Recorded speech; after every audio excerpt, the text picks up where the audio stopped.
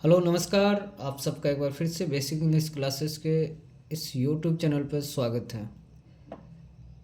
चलिए आज हम लोग चैप्टर 5 पढ़ते हैं। इससे पहले हम लोग पोइट्री सेक्शन और प्रोज के भी 4 चैप्टर तक कंप्लीट कर चुके हैं।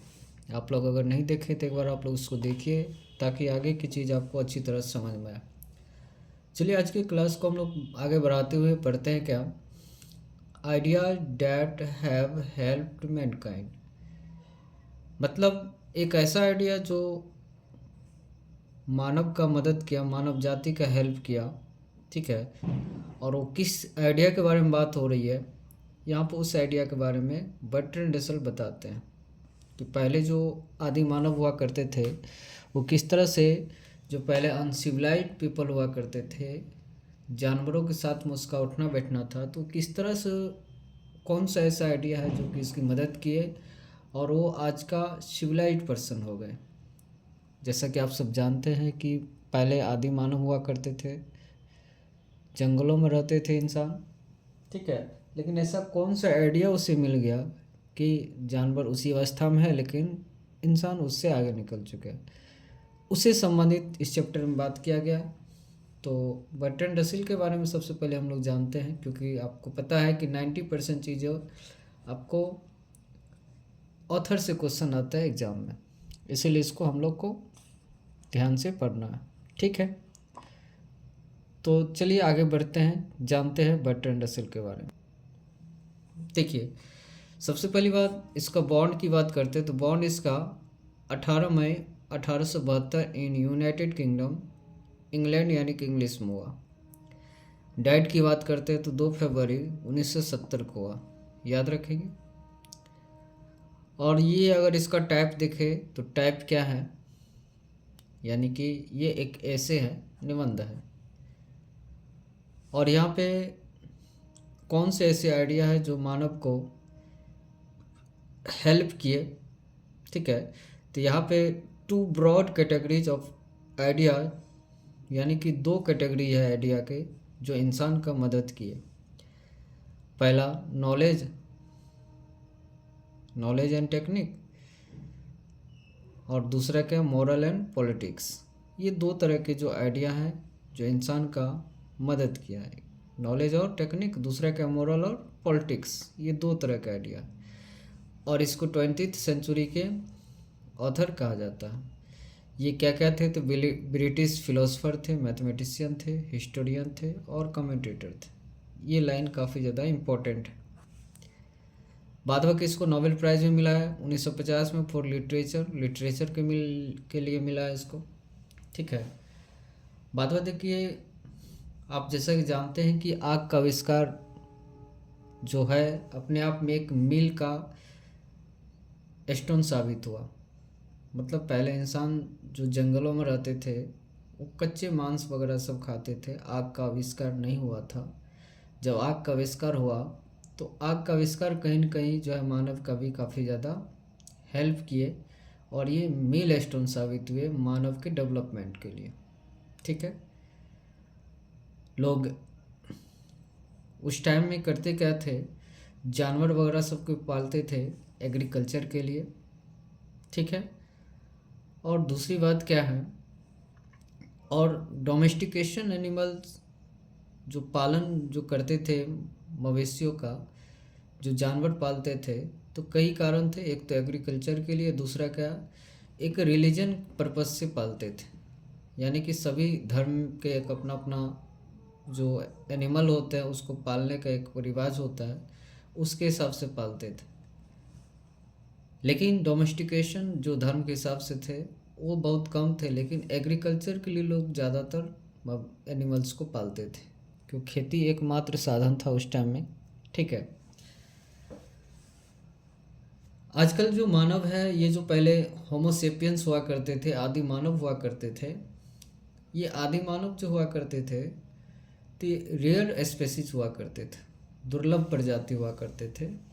ठीक है। यानी कि मानव कहीं कहीं आपको नज़र आते थे। ठीक है। इतनी जनसंख्या नहीं हुआ करती थी, 5 किलो 10 किलोमीटर के रेंज में हुआ करता था, ठीक है, यानी कि रेयर स्पेसीज हुआ करते थे। सर्वाइवल प्रॉब्लम हुआ करता था आदि मानव के पास, यानी कि वो सर्वाइव कैसे कर पाएंगे, क्योंकि वो झुंड में थे नहीं। वो कहीं कहीं 2 किलोमीटर 4 किलोमीटर के रेंज में एक मानव मिला करते थे, आदि मानव, यानी कि उसके पास एक सर्वाइवल प्रॉब्लम था। वो किस तरह से वो सर्वाइव करता, किस तरह से जीवन जीता, उसको ही दिक्कत था। और उसको आहार में भी प्रॉब्लम होता था, डिफ़िकल्टी होता था कि आखिर खाएगा क्या। और एक यहाँ पर लाइन समझिएगा, एक्वायर्ड स्किल जो होता है ना, ज़्यादा इम्पोर्टेंट होता है कॉग्निटिव स्किल्स, ठीक है, जो अर्जित किया जाता है ज्ञान और जन्मजात ज्ञान जो होता है, गुण जो होता है, तो जन्मजात से ज़्यादा ये होता है, जैसे हंसना रोना ये सब जन्मजात है, लेकिन जिस तरह से पढ़ाई करना, बुद्धि का अर्जन करना, तो ये ज़्यादा इम्पोर्टेंट है इस गुण से, ठीक है। बाद बाकी देखिए, जो पहले जो खेती वगैरह सब किया जाता है, तो उसके उर्वरा शक्ति को बढ़ाने के लिए यानी कि फर्टिलिटी राइट्स को बढ़ाने के लिए एक अवधारणा होता था, पहले कंसेप्ट होता था, बलि देने की प्रथा हुआ करता था, ठीक है। इन्वॉल्व ह्यूमन सेक्रिफिकेशन, मानव का बलि दिया जाता था, नर बलि देने की प्रथा था। उस टाइम एक मोलोच गॉड हुआ करते थे, उसको प्रसन्न करने के लिए प्रक्रिया किया जाता ताकि खेत की उर्वरा ज़्यादा हो, खेत में फसल ज़्यादातर हो। देखा जाए कुछ इमोशंस की बात होगा, ठीक है। एक हम ये जो पढ़ रहे हैं ना हम लोग, एक प्रकार से चैप्टर का पूरा ओवरव्यू ले रहे हैं ताकि आपको चैप्टर आसानी से समझ में आ जाए, ठीक है।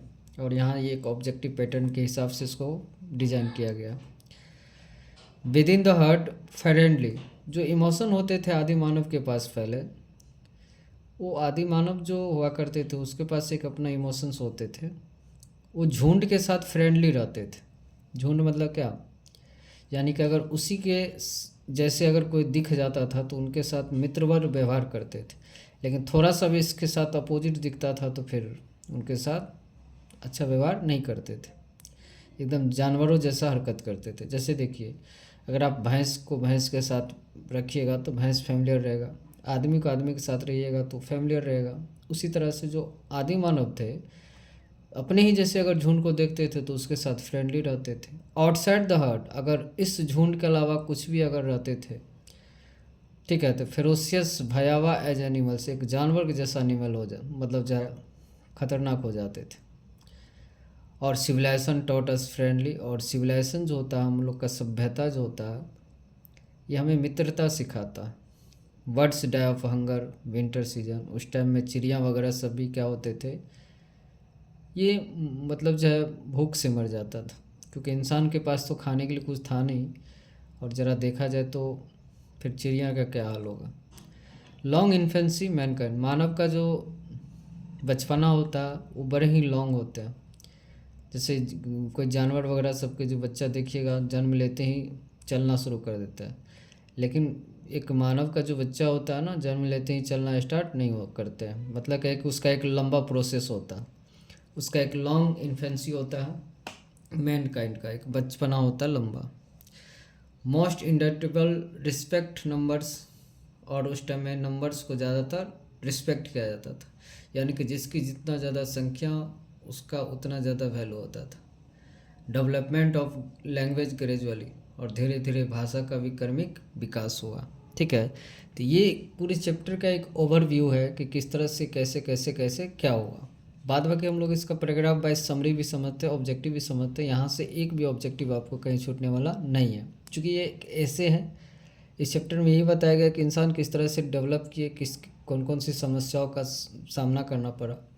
क्योंकि आप सबको पता है कि 1947 में भारत देश की जनसंख्या लगभग 40 से 45 करोड़ के आसपास होगा, और आज के डेट में देखिए सीधा 100 गुना बढ़ गया, ठीक है।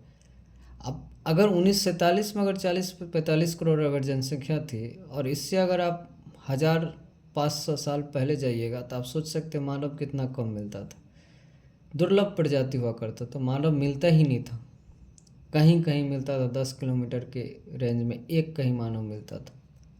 सोचने वाली बात है कि आदि मानव की स्थिति किस तरह, और उस कंडीशन में आकर के आज का मानव बन जाना वाकई ये अपने आप में एक अद्भुत है।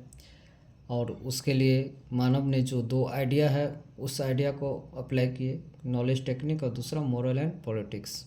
ठीक है, बाद बाकी ये इम्पोर्टेंट क्या क्या थे, नोबेल प्राइज़ मिला, आप लोग ने देखा। आगे देखते हैं और भी इसके बारे में क्या है।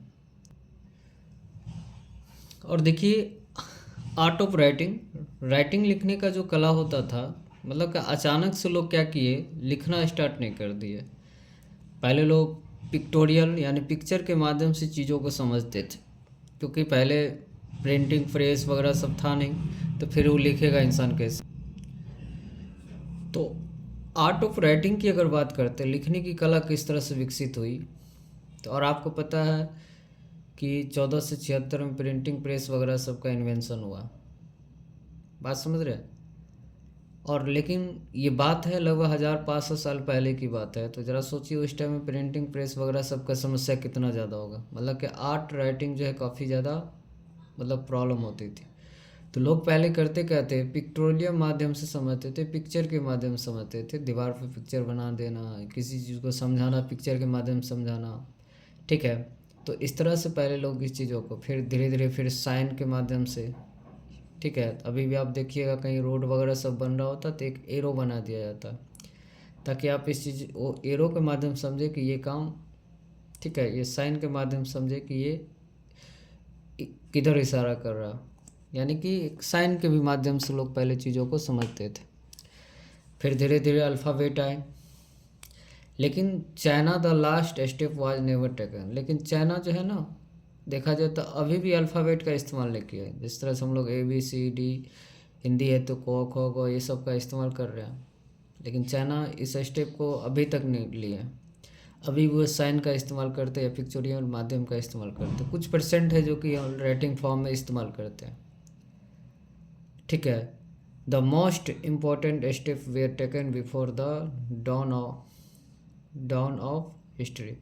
और सबसे बड़ा देखा जाए तो इतिहास के उदय से पहले, ठीक है, उदय से पहले मोस्ट इम्पॉर्टेंट थिंग्स देखा जाए तो the most important step were taken before the down of history, यानी कि इतिहास के उदय से पहले बहुत सारे ऐसे स्टेप लिए गए। बात समझ गया। बाद में इस चैप्टर के देखिए रचनाई की बात करते हैं तो रोड टू फ्रीडम, ये काफ़ी ज़्यादा इंपॉर्टेंट है, तो बर्ट्रैंड रसेल के द्वारा लिखा गया। एक क्वेश्चन यहाँ से देखिए सीधा आता है, why I am not a Christian. ये क्वेश्चन काफ़ी ज़्यादा इंपॉर्टेंट है, तो आप इसको याद रखें। अभी तक जो हम लोग पढ़े हैं, एक प्रकार से पूरे चैप्टर का ओवरव्यू लिया है।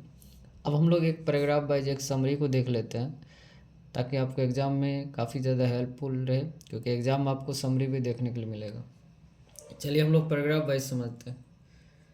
Idea that have help mankind is a scientific essay written by Bertrand Russell, यानी कि आइडियाज डैट हैव मैनकाइंड जो बर्ट्रैंड रसेल द्वारा रचित या लिखित एक वैज्ञानिक निबंध है।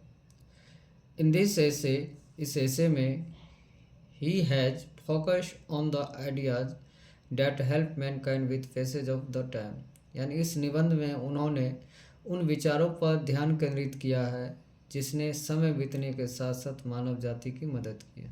समझ में आया पहला paragraph. As time passed man, यानी जैसे जैसे समय बीतता गया, become mature and he become morally strong, उसी तरह से इंसान क्या हो गए, परिपक्व होते गए और वह नैतिक रूप से मजबूत होता गया। और ही बिकेम सिविलाइज्ड, वह सिविलाइज्ड हो गए, सभ्य हो गया मानव। और saved himself from being unhuman, और उसने खुद को अमानवीय होने से बचा लिया। Moreover the invention of fire prove to be a milestone in human progress, यानी इसके अलावा आग का जो आविष्कार भी मनुष्य के प्रगति में काफ़ी ज़्यादा क्या हुआ, मील का पत्थर साबित हुआ। यानी कि आग के आविष्कार ने भी मानव को एक नया सोच दिया कि भाई हमें किस तरह से जीना चाहिए। थर्ड पैराग्राफ में देखते हैं, some more ideas which made women prosperous are domestication of animal and agriculture, यानी कि कुछ अतिरिक्त विचार जिसने मानव को समृद्ध बनाया वे है पशुओं को पालतू बनाना और कृषि, ये भी समृद्ध बनाया। और the invention of language gave a new life to him, और भाषा के आविष्कार ने उन्हें एक नया जीवन ही दिया। और देखा जाए तो later the invention of printing press and the art of writing made him socially culturally and morally strong. यानी बाद में प्रिंटिंग प्रेस का आविष्कार और लेखन की कला ने सामाजिक और सांस्कृतिक और नैतिक रूप से मजबूत बनाया। यानी कि जब प्रिंटिंग प्रेस आ गए तो फिर इंसान काफ़ी ज़्यादा चीज़ों को समझने लगे, हर एक तरह से स्ट्रॉन्ग होते चले गए। आगे समझते हैं और क्या है इसका लास्ट पैराग्राफ देखिए। Finally it's an awesome presentation of Bertrand Russell in which he has scientifically explained the idea that made human stand as per the standard of human and made them superior to animal। मतलब अंत में यह Bertrand Russell की एक शानदार प्रस्तुति है जिसमें उन्होंने वैज्ञानिक रूप से उन विचारों पर प्रकाश डाला जिसने इंसान को इंसान के मानक के अनुरूप ढाल दिया और उन्हें जानवर से बेहतर बनाया। ठीक है, तो ये समझ में आ गया। टोटल आपको चैप्टर समझ में आ गया होगा। ठीक है, अब हम लोग क्या करते हैं, ऑब्जेक्टिव करते हैं इसका। Who has written ideas that have help mankind, किसने लिखा? तो बर्ट्रैंड रसेल ने। फटाफट करिएगा answer. Bertrand Russell was a philosopher and a dash. तो क्या क्या थे ये? तो मैथमेटिशियन थे, हिस्टोरियन वगैरह सब भी थे, लेकिन ऑप्शन में नहीं दिया तो मैथमेटिशियन थे। Bertrand Russell was awarded Nobel prize for literature. कौन से ईयर मिला था इसको नोबेल प्राइज़? तो 1950 में। Utilization of dash prove to me milestone in human progress, इंसान के प्रोग्रेस में कौन मील का पत्थर साबित हुआ? तो फायर। ठीक है, आगे बढ़ते हैं। Has civilization taught us to be more dash towards one and other, civilization हमें किसके ओर बढ़ाता है? तो फ्रेंडली, मित्रता की ओर बढ़ाता है। The taming of dash animals made the life much pleasant. ठीक है, यानी कि देखा जाए तो इंसान जानवर को क्या करना, मानव मतलब क्या जीवन को थोड़ा और सुखद बना दिया। तो भाई डोमेस्टिक करना, एनिमल को पालना क्या कर दिया, इंसान को और ज़्यादा प्लीजेंट बना दिया, मतलब कि एक सुखद बना दिया। ठीक है, आगे देखते हैं नेक्स्ट क्वेश्चन क्या है। Dash skill play more important role than the cognitive ones, यानी जन्मजात जो गुण होता है उससे ज़्यादा इम्पोर्टेंट कौन सा गुण होता है जो कि हम लोग एक्वायर्ड करते हैं, वो गुण। ठीक है, यानी जो हम लोग अर्जित करते हैं बड़े होने पे, मैच्योर होने पर। In the year 1946-47 a great percentage of bird and human died due to, लोग 1947-46 में लोग किसके कारण मरते थे? तो भूख से मर जाते थे, हंगर से मर जाते थे। उस टाइम इंसान बहुत कम जीते थे, तो उस टाइम में आहार का प्रॉब्लम हुआ करता था। जब हम लोग का देश आज़ाद हुआ था तो इंसान बहुत ही ज़्यादा लाइफ स्पेंड उस टाइम के थे मात्र 27 साल, 27 से 25 साल तक में लोग मर जाते थे, क्योंकि उस टाइम में भूख की समस्या थी, अन्न खाने के लिए नहीं था, एक अकाल की समस्या थी। बात समझ रहे हो? तो हंगर से मर जाते थे। और समझते हैं इसका क्या ऑब्जेक्टिव है, चलिए देखते हैं। The most indubitable respect in which ideas have help mankind is a dash. तो ज़्यादातर जो रिस्पेक्ट, सबसे ज़्यादा जो रिस्पेक्ट मिला इन विच आइडियाज, जो मानव जाति का हेल्प किया, वो क्या? नंबर्स, यानी कि लोगों के जो नंबर है ना, यही उसको समझाया कि नंबर में कितना ज़्यादा ताकत होता है। यानी कि धीरे धीरे इंसान की संख्या बढ़ते गए, तो नंबर ही एक प्रकार का एक अलग भीड़ से अलग बनाया। बर्ट्रैंड रसेल की अगर हम लोग बात करें, बिलोंग टू डैश, तो कहाँ से बिलोंग करते थे? तो ये क्या है? इंग्लिश पोइट थे, अंग्रेज कवि थे, इंग्लैंड के थे। According to Bertrand Russell which of the following were not the ideas of pre historical time, बताया करे कि कौन से ऐसे इसमें से आइडिया है जो कि प्री हिस्टोरिकल टाइम के, यानी कि इतिहास के उदय से पहले हुआ। निगेटिव पूछ रहा है, नहीं हुआ। तो इन्वेंशन ऑफ लैंग्वेज, तो लैंग्वेज का तो आविष्कार हो गया था, फायर का भी हो गया था यूज, जानवर भी को भी पालना शुरू कर दिए थे। लेकिन इन्वेंशन ऑफ प्रिंटिंग टेक्नोलॉजी, ये भाई इतिहास के उदय के बाद हुआ इसका। ठीक है, लेकिन यह करे कौन इतिहास के उदय से पहले नहीं हुआ। तो इतिहास के उदय से पहले ये नहीं हुआ, इतिहास के उदय के बाद हुआ printing technology. In how many types has Russell divided the idea. कितने तरह के आइडिया के बारे में बात किए हैं? 2 तरह के आइडिया के बारे में। और आप लोग हमको बताइए कौन कौन idea. The 2 ideas which contribute the mankind were knowledge technique. 2 idea जो था मानव जाति का जो हेल्प किया, एक नॉलेज और टेक्निक है, दूसरा कौन है? तो दूसरा कौन है? तो मॉरल एंड पॉलिटिक्स है। Every human dead by the starvation is preceded by a long period of death. मतलब प्रत्येक इंसान जो है ना भूख से मर जाते थे, ठीक है, मतलब हंगर से मर जाते थे, खाने के लिए उनके पास नहीं था, और तो भूख से तो मरते ही मरते थे, और साथ में एक और कारण हुआ करता था, एंजाइटी कारण होता था, चिंता से भी लोग मर जाते थे। Who gave the theory of innovation. तो इनोवेशन का थ्योरी किसने दिया था? तो सीधा आप इसको याद कर सकते हैं। तो किसने दिया? तो चार्ल्स डार्विन ने दिया था, इनोवेशन का थ्योरी दिया था।